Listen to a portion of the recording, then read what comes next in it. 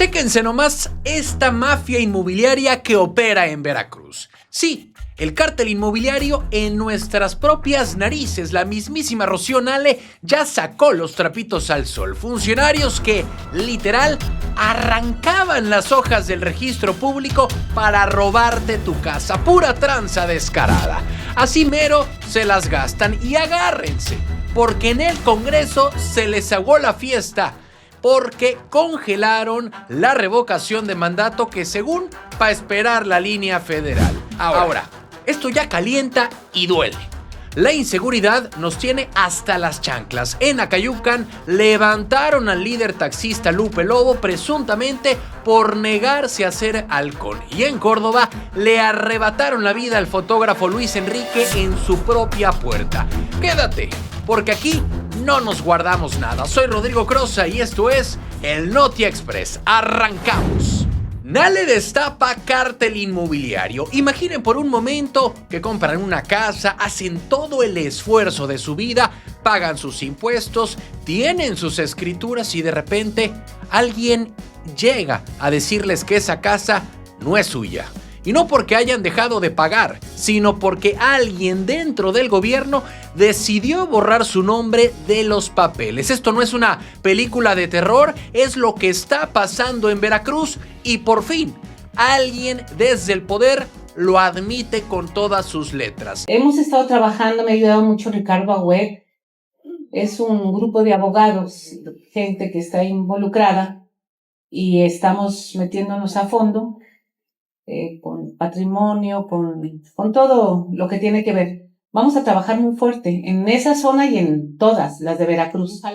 La gobernadora Rocío Nale ha salido a confirmar algo que era un secreto a voces en los pasillos de las oficinas públicas. Existe lo que ella misma ha calificado como una red de corrupción e ilegalidad, o para llamarlo por su nombre, un posible cártel inmobiliario operando en nuestras narices. Y no estamos hablando de casos aislados en zonas alejadas. El foco rojo está prendido en lugares como Coatepec y también aquí mismo, en Jalapa. Lo que describe la gobernadora es verdaderamente preocupante para cualquier ciudadano que tenga un patrimonio. Habla de despojos de viviendas y terrenos donde, escuchen esto, arrancaban las hojas de los libros del registro público de la propiedad. Así de burdo, así de cínico. Arrancar la hoja donde dice que tú eres el dueño para poner a alguien más. Cuando la prensa le preguntó a la gobernadora si esta limpieza iba a llegar hasta las últimas consecuencias, incluso si salpicaba a figuras políticas como posiblemente el alcalde de Coatepec, Raimundo Andrade, la respuesta fue tajante: que llegue hasta donde llegue. Se supone que ya hay un equipo de abogados del estado trabajando en esto, revisando con lupa qué pasó en esas oficinas que deberían darnos certeza jurídica y terminaron dándonos miedo. Lo interesante aquí es que se menciona la colaboración de gente como Ricardo Agüed para destapar esta cloaca. Y es que el problema no es menor. El registro público de la propiedad es la columna vertebral de nuestro patrimonio. Si ahí adentro hay gente moviendo papeles a su antojo, nadie está seguro. La promesa es investigar a todos los involucrados, desde el funcionario de ventanilla hasta los que dieron las órdenes de arriba. Hablamos de una red de despojo y arbitrariedades, y aunque suena muy bien que ahora sí se vaya a investigar, la duda que nos queda a todos es el tamaño del daño que está hecho. ¿Cuántas familias perdieron lo suyo antes de que esto se hiciera público? ¿Cuántos juicios han estado atorados porque misteriosamente desapareció una hoja del libro oficial? La intención de limpiar es buena y necesaria, pero en Veracruz estamos acostumbrados a que se anuncien grandes cacerías de bruja que terminan en nada. Ojalá esta vez sea diferente, porque jugar con el techo de las familias no solo es un delito, es una de las bajezas más grandes que puede cometer un funcionario público. Veremos si de verdad caen los responsables o si, como siempre, el hilo se rompe por lo más delgado. ¿Cansados de las mismas noticias de siempre? ¿Con los mismos de siempre? Aquí lo contamos sin rollos, directo y diferente. Dale click a la campanita, suscríbete y entérate de lo que de verdad está pasando en Veracruz y en la política. Noticias locales. Robo de casas descarado en Veracruz. Sí, hay historias que nos hacen hervir la sangre por la impotencia que generan. Una familia es sacada de su casa en Las Ánimas, sus cosas en la calle, el drama todo lo que da, y cuando volteamos a ver a la autoridad para preguntar quién dio la orden, la respuesta parece ser: yo no fui, fue Tete. El juez que todos señalaban ha salido a dar la cara, pero no para asumir la culpa, sino para explicar que él ya ni siquiera trabaja ahí. Estamos hablando del juez Leopoldo Tos Capistrán, que se ha colocado en el ojo del huracán y ha decidido hablar. Su mensaje principal es claro. Él no ordenó ese desalojo, explica que dejó de ser el titular del juzgado desde principios de septiembre de este año y que la orden de echar a la gente a la calle se firmó hasta finales de octubre, es decir, cuando él ya estaba fuera de la jugada. Pero más allá de defenderse, lo que dice este juez revela un desastre burocrático que nos debería preocupar a todos. Hace un llamado a que exista coordinación real entre el registro público, los ayuntamientos, los catastros y los abogados. Básicamente está diciendo que las instituciones no se hablan entre sí. Y en ese teléfono descompuesto, los que pagan los platos rotos son los ciudadanos que terminan perdiendo su patrimonio. El juez se pone muy técnico explicando que el sistema mexicano tiene dos instancias, que si un juez se equivoca, hay magistrados que lo revisan y que si alguien actúa mal, hay tribunales de disciplina. Todo eso suena muy bonito en la teoría. Nos dice que hay mecanismos para corregir errores, pero la realidad en la calle, la que vivió esa familia desalojada, es que los mecanismos no sirvieron de nada en el momento en que los sacaban de su hogar. Tos Capistrán incluso menciona que cuando él todavía era juez, echó para atrás un intento de desalojo en junio porque las notificaciones estaban mal hechas. O sea, el problema ya venía de atrás, pero ahora, con el escándalo mediático encima, él dice que va a presentar denuncias para que se investigue si se usaron documentos falsos o indebidos en el expediente. Pero aquí lo grave es que mientras los jueces y ex jueces se pelean por ver quién tiene la razón jurídica y quién firmó qué papel en qué fecha, hay una confusión pública enorme.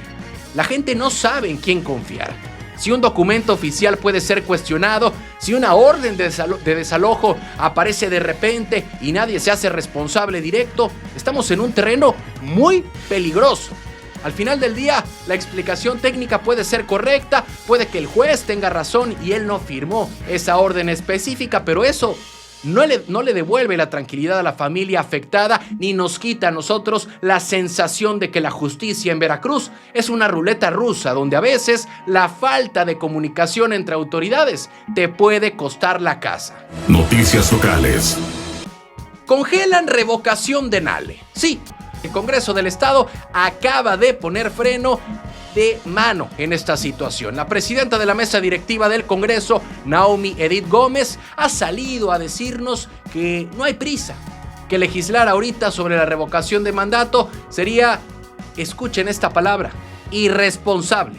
Como también el dato, la verdad es que tendríamos que hacer un análisis exhaustivo que yo creo que justamente en este periodo de receso nos vamos a adecuar a también estar viendo cómo es el trabajo de las comisiones, evaluando precisamente este periodo de cuántas se dictaminaron o no, porque también hay una situación compleja. La Corte todavía no ha hablado de un tema que tiene que ver con las consultas previas y durante y posterior en el tema de las personas con discapacidad o incapaces, dependiendo del término le den. Entonces, en este caso también hay muchas iniciativas que están trabadas en ese punto, porque las presentan, pero no tienen una consulta previa. Entonces, también nosotros lo que estamos viendo con algunos compañeros es que cuando presenten iniciativas, precisamente traten de no tocar esos textos normativos, porque si no, la Corte no las puede invalidar. Y también estamos esperando que esta nueva Corte también define y haga el análisis de que pueda cambiar ese criterio.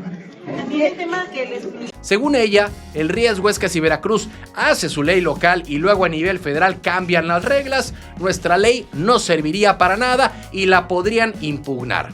El argumento central es que están esperando a ver qué dice la presidenta Claudia Sheinbaum. Parece que la línea nacional es empatar estas revocaciones con las elecciones intermedias para que no nos cuesten tanto dinero y sean más ordenadas. Y como en Veracruz no queremos mover un dedo sin que nos den permiso desde la federación, pues aquí todo se detiene hasta nuevo aviso. La diputada dice que el principio ya está en nuestra constitución local, que el derecho existe en papel, pero del dicho al hecho hay mucho trecho. Sin la ley secundaria, sin el reglamento de cómo, cuándo y dónde se hace, ese derecho es letra muerta. Nos dicen que es por cuidar el presupuesto, porque hacer una votación solo para revocar a alguien es muy caro. Y en eso, pues quizá tengan razón, pero también suena a una excusa perfecta para ganar tiempo, porque también se habló de que el Congreso tiene pendientes y que podrían llamar a sesiones extraordinarias a finales de año, pero más bien por temas electorales en municipios como Jaltipan. Lo que nos están diciendo en palabras llanas es que no nos adelantemos, que la estrategia nacional va a dictar qué pasa en lo local. Es la eterna historia de la política en los estados. Nadie se mueve hasta que la jefa o el jefe en la capital del país nos den la señal. La armonización legislativa es muy importante, claro, pero también es la autonomía de los estados para garantizar derechos a sus ciudadanos. Así que por ahora, la revocación de mandato en Veracruz sigue siendo un sueño guajiro. Nos piden paciencia y prudencia para no hacer leyes que luego nos tumben. Noticias locales. Matan a fotógrafo en Córdoba. Sí, la realidad nos vuelve a golpear en la cara y de la forma más dolorosa. No importa qué te dediques, no importa si eres una persona trabajadora y conocida en tu comunidad. En ciertas zonas de Veracruz, la vida no vale nada. Y esta vez la tragedia ocurrió en Córdoba, donde un hombre que se dedicaba a capturar los momentos felices de los demás encontró un final violento en la puerta de su propia casa. Hablamos de Luis Enrique Telles, un fotógrafo de 36 años, muy conocido en la región de las altas montañas por cubrir eventos sociales. No era un hombre metido en problemas oscuros, era el que tomaba las fotos en la boda o en los 15 años. Pero cerca de la medianoche, en la colonia Rincón del Bosque, las balas lo alcanzaron justo afuera de su vivienda. Los vecinos escucharon los disparos y el miedo se apoderó de la calle. Cuando salieron, encontraron a Luis Enrique malherido, llamaron al 911, pidieron ayuda desesperadamente, llegaron policías municipales, estatales, marinos, paramédicos de la Cruz Roja, vaya, llegó todo el aparato de seguridad y emergencia, pero ya era tarde. No pudieron hacer nada para salvarle la vida. La escena es la misma que hemos visto tantas veces que ya duele describirla. La cinta amarilla, los peritos levantando casquillos, el cuerpo llevado al CEMEFO y una familia destrozada que no entiende por qué. Las autoridades dicen que ya abrieron una carpeta de investigación, que van a buscar a los responsables, pero la frase de siempre: se llegará hasta las últimas consecuencias, pero de detenidos ni sus luces. Y esto no es un hecho aislado. Córdoba está pasando por una racha terrible. Apenas hace poco ejecutaron a otro hombre en el barrio de San Miguel. La percepción de la gente en la calle no es de seguridad, es de alerta total. Sales a trabajar, sales a vivir tu vida y no sabes si vas a regresar. Esa es la sensación que se respira en la ciudad de los 30 Caballeros. No sabemos el móvil, no sabemos si fue un error, un asalto o algo más, y especular no ayuda. Lo que sí es un hecho es que un profesional de la fotografía, un hombre joven, ya no está, y que los que jalaron el gatillo siguen libres, probablemente buscando a su siguiente víctima, mientras nosotros aquí seguimos esperando que la estrategia de seguridad dé algún resultado tangible. Luis Enrique capturaba recuerdos para la gente. Hoy él se convirtió en un recuerdo doloroso y en una estadística más de la violencia que no nos da tregua. Exigir justicia parece disco rayado, pero no nos queda de otra, porque si normalizamos que maten a un fotógrafo en la puerta de su casa, entonces ya lo perdimos todo. Noticias locales. Nale presume su refinería. Sí, cada vez que vamos a la gasolinera y vemos cuánto cuesta llenar el tanque, nos acordamos de esa promesa de que íbamos a ser autosuficientes. Nos dijeron que la nueva refinería todo iba a cambiar y pues bien, la gobernadora Rocío Nale ha salido a dar cifras y a decirnos que la refinería Olmeca, esa que fue su proyecto estrella, ya está trabajando a todo vapor. Según los datos que soltó la gobernadora, la planta en Dos Bocas ya está procesando 300,000 barriles diarios. Dice que incluso hubo días que llegaron a 303,000, pero le bajaron un poquito para estabilizar. Lo importante, según ella, es que ya se está produciendo gasolina y sobre todo diésel ecológico, un combustible de ultra bajo azufre que aseguran es de lo mejor que hay en el mundo. Rocío Nale no pierde oportunidad para recordar que esta obra se hizo en tiempo récord y en una sola etapa. Habla de la mejor tecnología del planeta y de cómo esto es un orgullo para la ingeniería mexicana. Y sí, como obra de ingeniería es impresionante, nadie lo niega. Pasar de un pantano a una refinería monstruosa en pocos años es un logro técnico indudable. Pero aquí es donde entra la pregunta que todos nos hacemos. ¿Y eso en qué nos beneficia hoy? Nos dicen que a partir de marzo del 2025 la producción empezó a subir fuerte, superando los 100,000 barriles y llegando ahora a esta meta de 300,000. La inversión fue de 12,000 millones de dólares. Es un dineral que salió de nuestros bolsillos. La gobernadora defiende el proyecto, es como algo que asegura la soberanía energética. Dice que el diésel ecológico es de todos los mexicanos y suena muy patriótico. Pero el ciudadano de a pie, el que usa el transporte público o el que tiene su cochecito, pues lo que quiere ver es que el precio baje.